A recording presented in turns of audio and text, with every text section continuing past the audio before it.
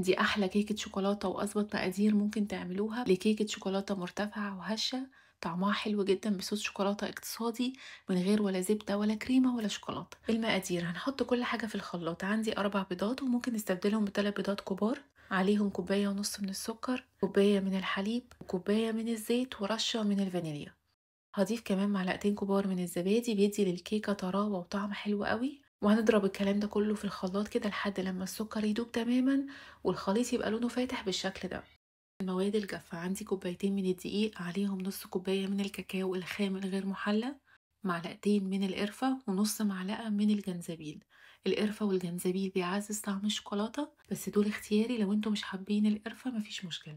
هنضيف كمان رشة من الملح، معلقة كبيرة من البيكنج باودر، وندخل الكلام ده كله مع بعض عشان لو في أي تكتلات من الكاكاو. وبعد كده هننزل عليهم بالخليط السائل اللي احنا عملناه. المكونات كلها اختلطت مع بعض كويس قوي. القالب بتاعي مقاس 22، وممكن اعملها في صينية عادية يكون مدهون دهنة حلوة قوي من الزيت. بخبطها خبطتين كده وبدخلها فرن سخن، الرف اللي في النص، هتاخد حوالي من 30 ل 35 دقيقة لحد ما تطلع من الفرن بالجمال اللي انتوا شايفينه ده. بسيبها على جنب لحد لما تبرد تماما، مش بقلبها من الصينية او من القالب لحد لما تبرد خالص. مقادير بقى صوص الشوكولاتة الاقتصادي اللي من غير زبدة أو كريمة: هنحتاج نص كوباية من اللبن، عليه نص كوباية من الكاكاو الخام الغير محلى، نص كوباية من السكر، وهنضربهم كويس قوي مع بعض لحد لما السكر يدوب تماما وكل المكونات تندمج مع بعض بالشكل ده. طبعا الخطوة دي ممكن نعملها في الخلاط عادي جدا. هنضيف ربع كوباية من الزيت، وهنرجع نضرب تاني لحد لما القوام يتقل معانا.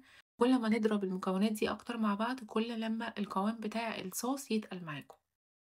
بصوا القوام بتاعه خطير ازاي، وده ينفع لأي حاجة، ينفع للكيك، لكب كيك، لتزيين أي حاجة انتوا عايزينها. خلاص الكيكة بردت، هنقلبها بالشكل ده. بصوا طالعة تحفة، ارتفاعها حلو جدا. هننزل عليها بصوص شوكولاتة ونزين بأي مكسرات عندنا، وخلاص كده جاهزة معانا. الموضوع سهل وبسيط. الكيكة مقاديرها مظبوطة على الشعرة، ما فيهاش ولا غلطة. طعمها حلو جدا جدا مع الصوص رهيبة، وريحة القرفة مديها نكهة خطيرة. استنى تجربوها، تكتبولي في الكومنتات وتقولي رأيكم، واستنوني ان شاء الله على خير في فيديو جديد ووصفة جديدة.